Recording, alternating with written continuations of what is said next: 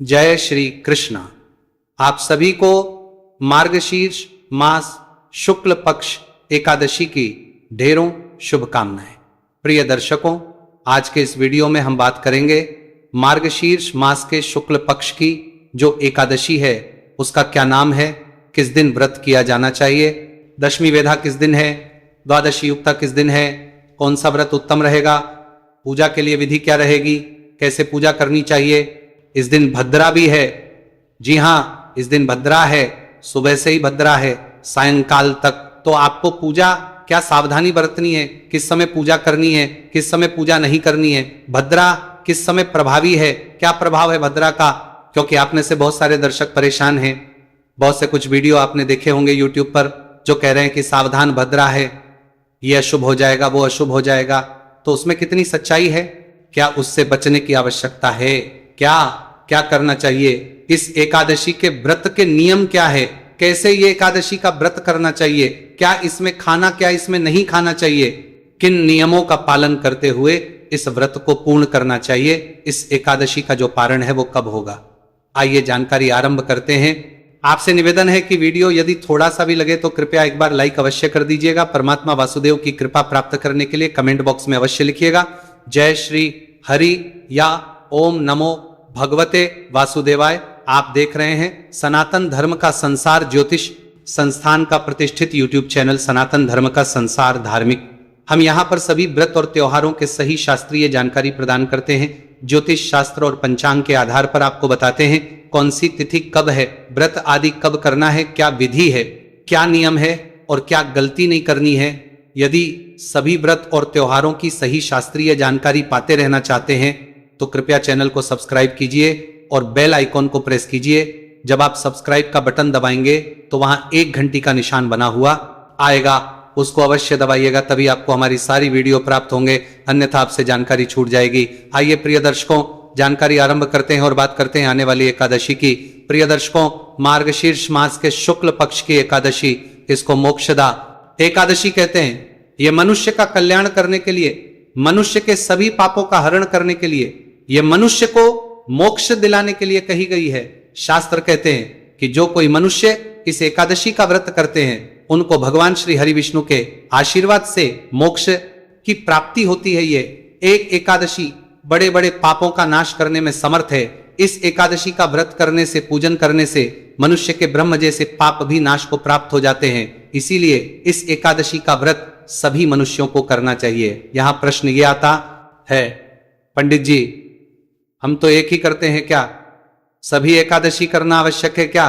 देखिए, शास्त्र ये कहते हैं कि सभी एकादशियां समान हैं। शास्त्र के अनुसार, भगवान नारायण के अनुसार सभी एकादशी समान है, सभी की अद्भुत महिमा है, अद्भुत फल है, तो आप उनमें छोटा बड़ा नहीं कर सकते।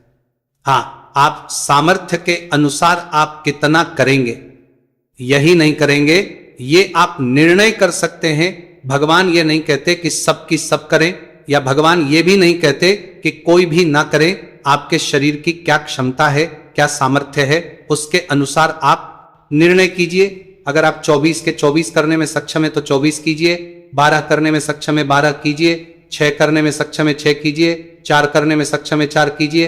परंतु जब एकादशी का व्रत करें तो उसको नियमों के अनुसार करें, बस इसका ध्यान रखें। क्योंकि व्रत कर रहे हैं उसका पूरा फल प्राप्त हो यह आपके हाथ में होता है। यदि आप व्रत को नियमों का पालन करते हुए करेंगे, सही विधि से, सही प्रकार से करेंगे ना, तो निश्चित ही आपको उसका पूर्ण फल प्राप्त होता है। इसीलिए एकादशी व्रत जब भी करें सभी नियमों का पालन करते हुए करें। अब बात आती है कि इस एकादशी के व्रत के नियम क्या है और इनका कब से पालन शुरू करना चाहिए। एकादशी के जो हैं वो लगभग सभी एकादशियों के नियम दशमी तिथि से ही आरंभ हो जाते हैं। ये कहें कि व्रत के एक दिन पूर्व ही, एक दिन पहले ही आरंभ हो जाते हैं। उसी प्रकार से मार्गशीर्ष मास शुक्ल पक्ष की ये जो एकादशी है इसके नियम भी दशमी तिथि से ही आरंभ हो जाएंगे। व्रत के एक दिन पहले आपको किन किन बातों का ध्यान रखना है, किन किन नियमों का धारण करना है, जानकारी प्रस्तुत करते हैं। व्रत के एक दिन पूर्व आपको एक वक्त का भोजन करना चाहिए। नियम कहता है कि रात्रिकाल को आहार नहीं लेना चाहिए, केवल एक वक्त का भोजन ही शास्त्रीय विधान में कहा गया है। परंतु मैं यही कहूंगा कि अगर आपके शारीरिक क्षमता इतनी नहीं है कि आप लगातार 2 दिन भूखे रह सकें तो आप आहार लीजिए, अपने स्वास्थ्य के साथ खिलवाड़ ना कीजिए। शरीर स्वस्थ है और आपके अंदर क्षमता है इस प्रकार से व्रत करने की, तो आप अवश्य ही एक दिन पूर्व ही आहार का त्याग कीजिए। वस्तुओं के त्याग कहे गए हैं, जैसे कि लहसुन, प्याज आदि का प्रयोग तो आपको करना ही नहीं चाहिए, व्रत के एक दिन पूर्व ही त्याग देना चाहिए।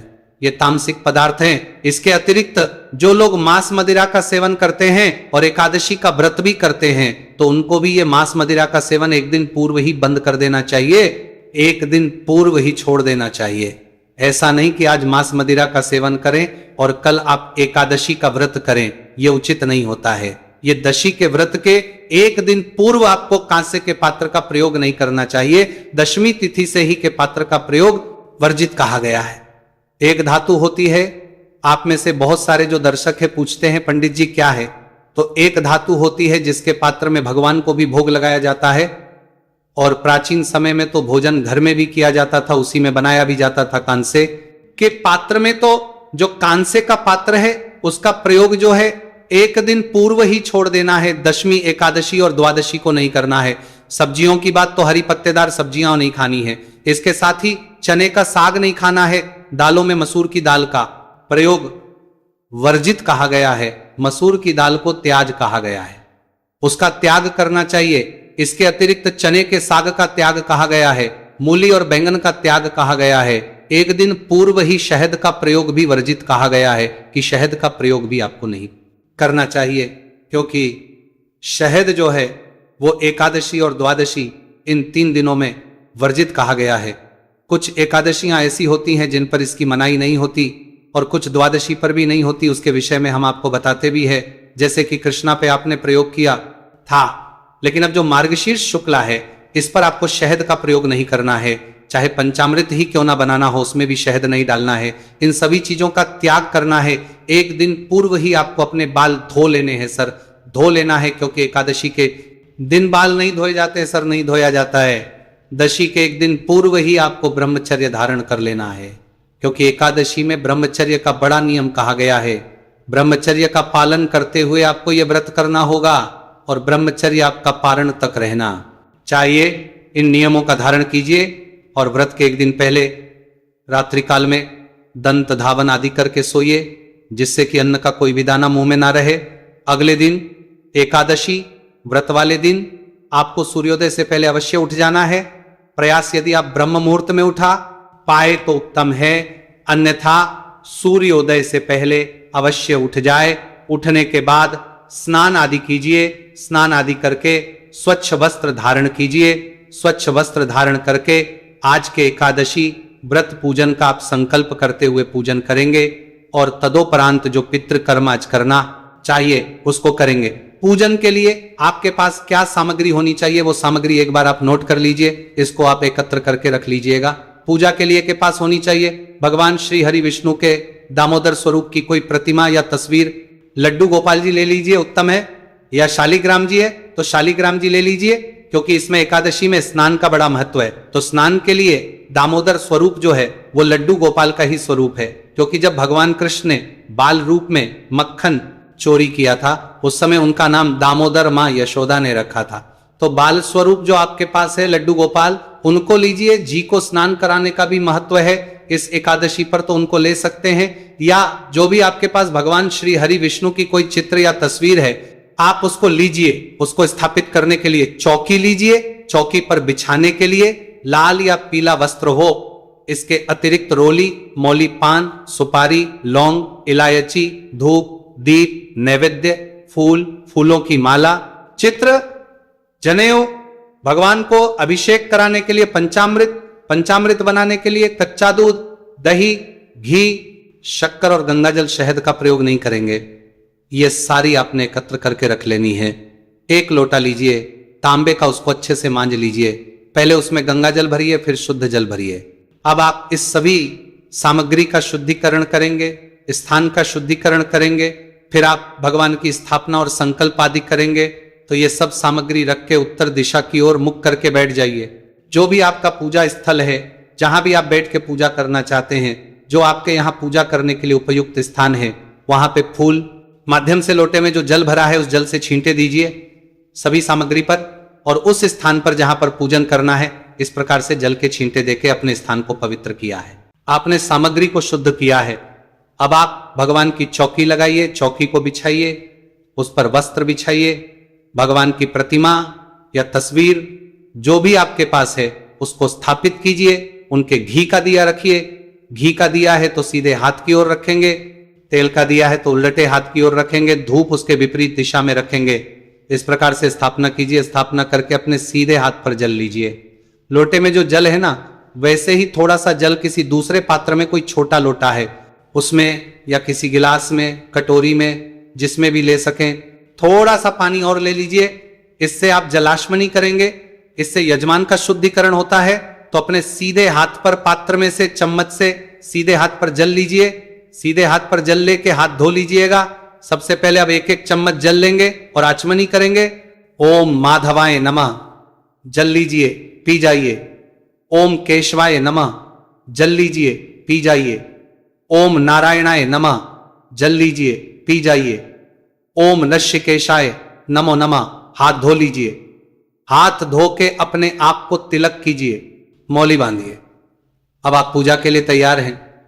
पारिवारिक जन यदि बैठ के पूजन कर रहे हैं तो उन्हें भी तिलक कीजिए, मौली बांधिए और संकल्प करते हुए पूजन आरंभ करेंगे। सबसे पहले दीपक को जला लीजिए। धूप है, धूप को प्रज्वलित कीजिए।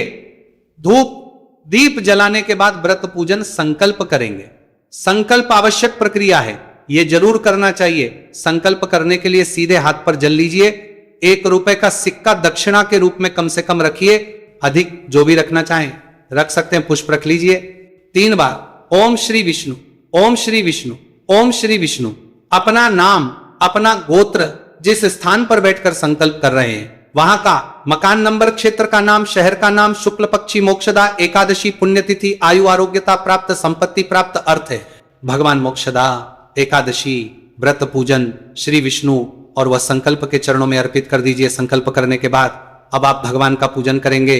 तो पूजन करने के लिए आपके पास जो प्रतिमा है अगर, तो प्रतिमा को किसी प्लेट या थाली में रख लीजिए जिसमें कि आप उनको स्नान कराएं या अभिषेक कराएं तो वो जल इधर फैले नहीं।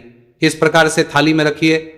और अगर आप तस्वीर पर पूजन कर रहे हैं तो कोई बात नहीं, उसको स्थापित कीजिए। जैसे स्थापित किया है वैसे ही रहने दीजिए। सबसे पहले भगवान को पद्य, अर्घ्य, आचमन ही अर्पित किया जाता है। तो एक एक चम्मच भगवान को अर्पित करेंगे। जो तस्वीर पर पूजन कर रहे हैं वो तस्वीर के सामने एक कटोरी रख दीजिए, उसमें आप पूजा की सामग्री छोड़ते जाइएगा, अर्पित करते जाइएगा। और जो भगवान की प्रतिमा की पूजा कर रहे हैं वो थाली में आप स्थापित कीजिए और उनको अर्पित कीजिएगा। अब आप सबसे पहले भगवान को आचमन ही अर्पित करेंगे। तो 1 चम्मच जल अर्पित कीजिएगा भगवान को।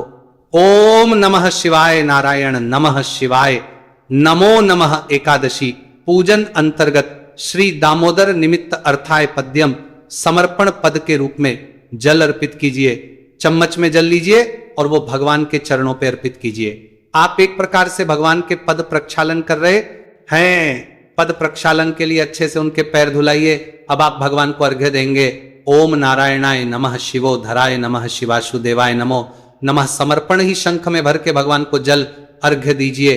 अर्घ्य देने के बाद आचमनी कराएंगे भगवान को। जैसे आके बैठे तो आचमनी कराएंगे, पानी पीने के लिए देते हैं, नमो नमः, जल आचमनी कराइए। आचमनी कराने के बाद अर्घ्य आचमनी ये करने के बाद अब आप भगवान को स्नान कराएंगे। स्नान कराने के लिए जो प्रतिमा पर पूजन कर रहे हैं ना, वो शंख से भगवान को स्नान कराइएगा। शंख में जल भरिएगा और उनके मस्तक से अर्पित कीजिएगा। जल को ओम शंख से अभिषेक कराते जाइए। दामोदराय नमः, दामोदराय नमः, दामोदराय नमः, दामोदराय नमः। भगवान को इस प्रकार से स्नान कराइए। अब पंचामृत से स्नान कराइए। तो जो लोग तस्वीर पर पूजन कर रहे हैं वो पंचामृत को फूल पर लगा लीजिए और भगवान को अर्पित कर दीजिए। और जो लोग प्रतिमा पर पूजन कर रहे हैं वो पंचामृत से भगवान को अभिषेक कराइए, प्रेम से अभिषेक कराइए। ओम पंचामृत समर्पित कीजिए। भगवान को पंचामृत से स्नान कराने के बाद अब आप प्रभु को शुद्ध स्नान कराएंगे। शुद्ध जल से शंख में भर लीजिए। जल हो सके तो उसमें थोड़ा सा चंदन डाल लीजिए या फूल की कुछ पंखड़ियां डाल लीजिए, उससे स्नान कराइएगा। इसका फल बहुत अधिक है। वैसे तो यह स्नान अगर प्रतिदिन कराते तो बात ही कुछ और थी, लेकिन एकादशी के एक दिन में भी ये अनंत पुण्य देने वाला है। शंख से आप भगवान के मस्तक से जल अर्पित कीजिएगा। मंत्र बोलते जाइए। ओम नारायणाय नमः, नारायणाय नमः, नारायणाय नमः, दामोदराय नमः, दामोदराय नमः, दामोदराय नमः, ये दोनों ही मंत्र इस स्नान के लिए, इस जल अर्पण के लिए बहुत श्रेष्ठ है। इनका फल शास्त्रों में बहुत अधिक कहा गया है। तो इस प्रकार से भगवान को स्नान कराइए। स्नान करा के वस्त्र अर्पित करेंगे। वस्त्र के रूपमौली का एक टुकड़ा तोड़ दीजिए और वह भगवान को अर्पित कीजिए। ओम देवाय नमः, शिवधराय नमः, शिवनारायणाय नमः नमः। यज्जो पवित्र अर्पित करेंगे भगवान को। यज्जो पवित्र क्या है? जनेऊ लीजिए। जनेऊ को रौली कुमकुम कुमार से तिलक कर लीजिएगा और फिर भगवान को अर्पित कीजिए। नारायणाय नमः, शिवासुदेवाय नमः, श्री दामोदराय नमो नमः। यज्जो पवित्रम समर्पयाहि, यज्ञ पवित्र करके भगवान को तिलक कीजिए।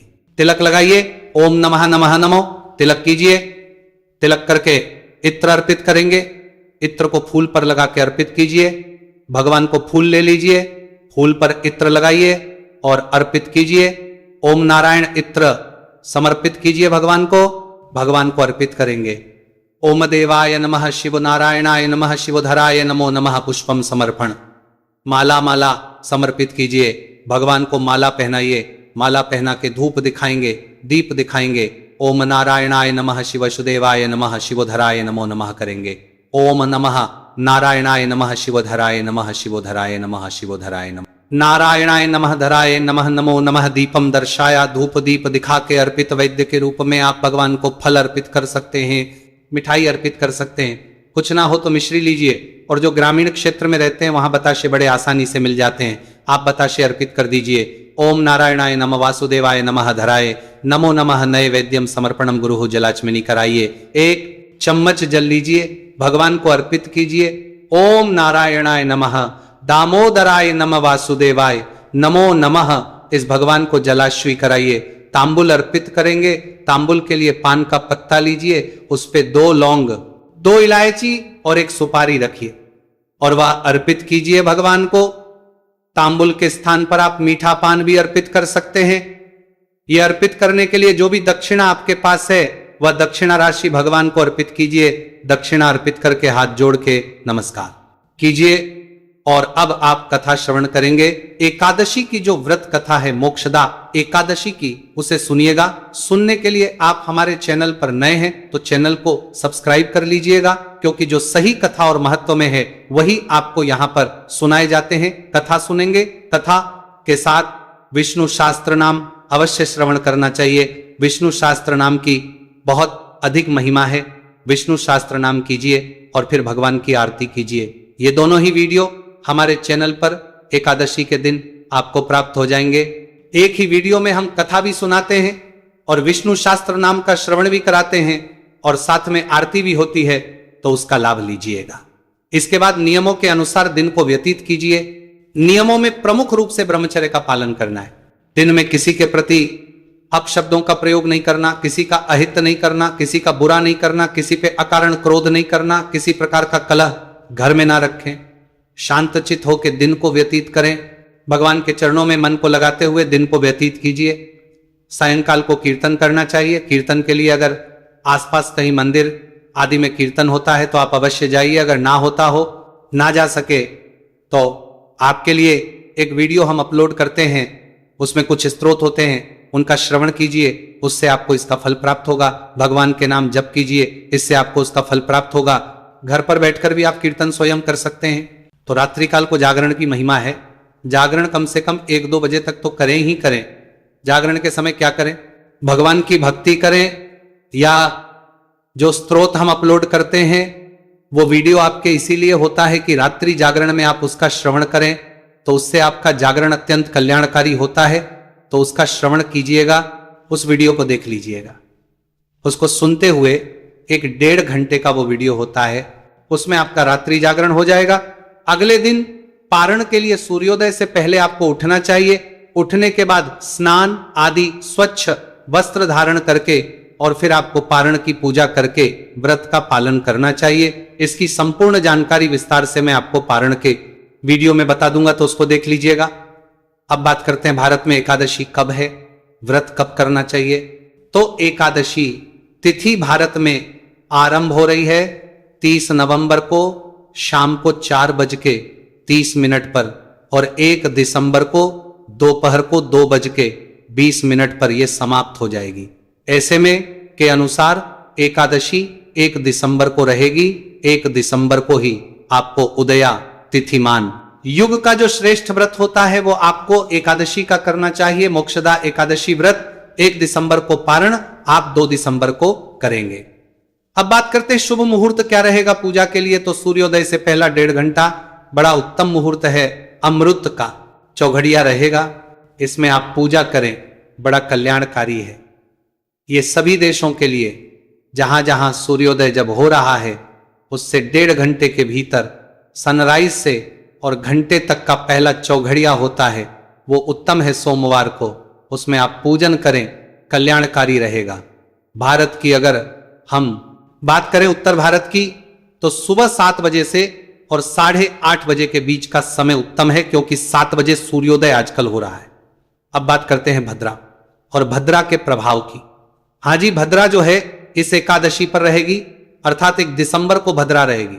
सुबह 8 बजे 15 मिनट से शुरू हो जाएगी और सायंकाल तक रहेगी। परंतु ये जो एकादशी है इस पर भद्रा का प्रभाव नगण्य होता है। इस पर एकादशी व्रत पूजन पर भद्रा का कोई प्रभाव नहीं रहेगा। इसलिए आप निश्चिंत होकर पूजन कीजिए, व्रत कीजिए और भगवान श्री हरि का आशीर्वाद प्राप्त कीजिए। कुछ और पूछना चाहें, कहना चाहें, कमेंट बॉक्स में लिख सकते हैं। भगवान नारायण सब पर कृपा करें। हरे कृष्णा।